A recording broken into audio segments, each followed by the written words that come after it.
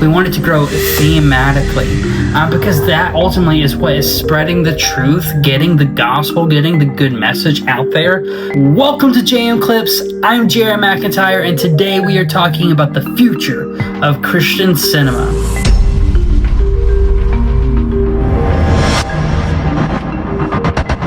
So I wanted to do a video talking about the state of Christian cinema as it relates to the rest whole of the movie business. Now, although we will be talking about streaming and how that is definitely shifting the marketplace these days, we're going to be talking a lot about the cultural shifts I see in theatrical distribution, because I totally believe what you're seeing in theaters is the true representation of what the people want to see. If you follow this channel or you know who I am at all, you know that although I'm definitely a man of faith and I love faith in cinema, my guilty pleasure is the horror thriller franchises.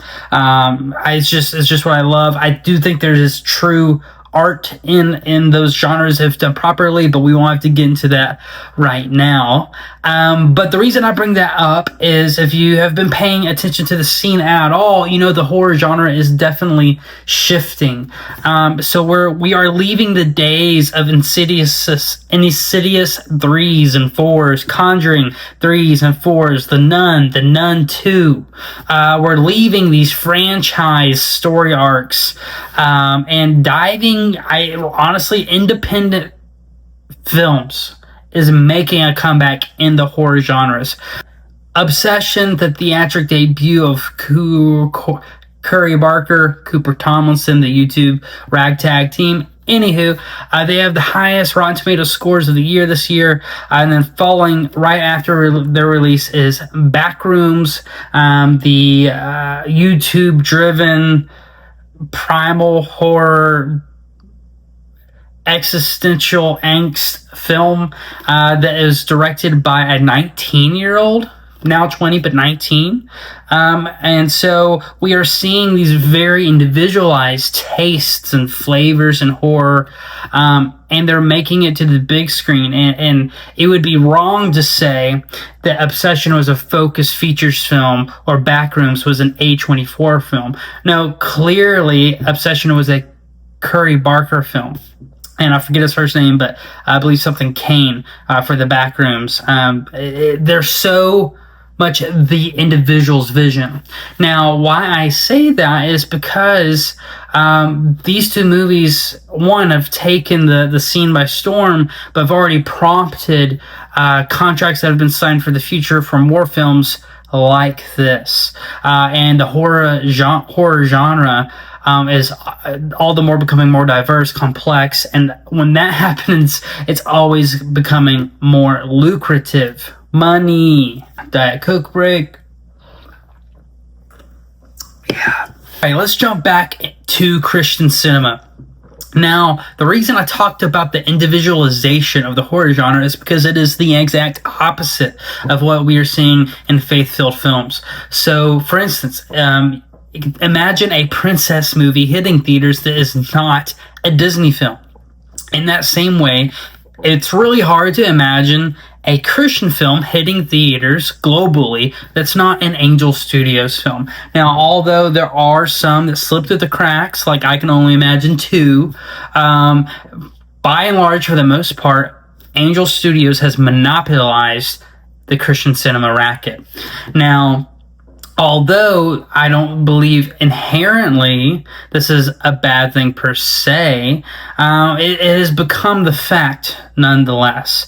And I do think ultimately, although there is more content, and hear me out, good content hitting theaters, hitting the general public, the secular eye, faith-filled content. And I do think it's good, and it's obviously growing the business for Christian cinema. At the same time, we're getting a more narrowed scope on what is a Christian film. Like I said with the horror genre, the more individualized and complex the genre has gotten, the more business there is, the more liquid the business is. So I say that to say, we do run a risk of Angel Studios intentionally becoming such a presence in the industry that there is not much room for the individualized part of Christian cinema. The filmmaker that we go to the movie because we heard, oh, that guy's making the movie, that woman's making the movie. Not, hey, have you checked out Angel Studios' last trailer drop? So, here I have some statistics for you that I believe are backing what I'm saying. Angel Studios' official financial reports showed that their core business is no longer primarily driven by theatrical box office tickets. Instead, it is driven by an entertainment as a service streaming subscription model. Now, what does all this mean?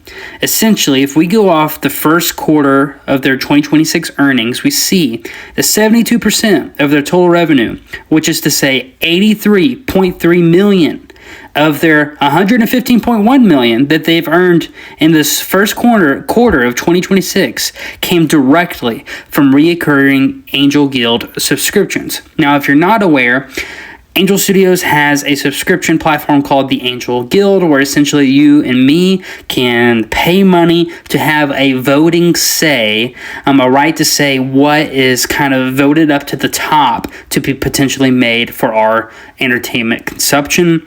So you're pretty much able to view content early, unfinished content, scripts, and you can kind of have a consumer say before it's ready to consume on a whatever you want to call it, finished, fully developed level, to say, hey, I want to see that in theaters. I want to see that movie get made.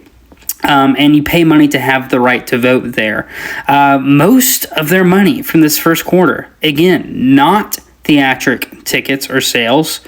It is, and it's really not even their streaming service. It is this Angel Guild subscription, which is crazy. Now, why is this, or should it be, a fear factor to the upcoming aspiring Christian filmmaker? Well, the risk of guild gatekeeping. This is what we're talking about.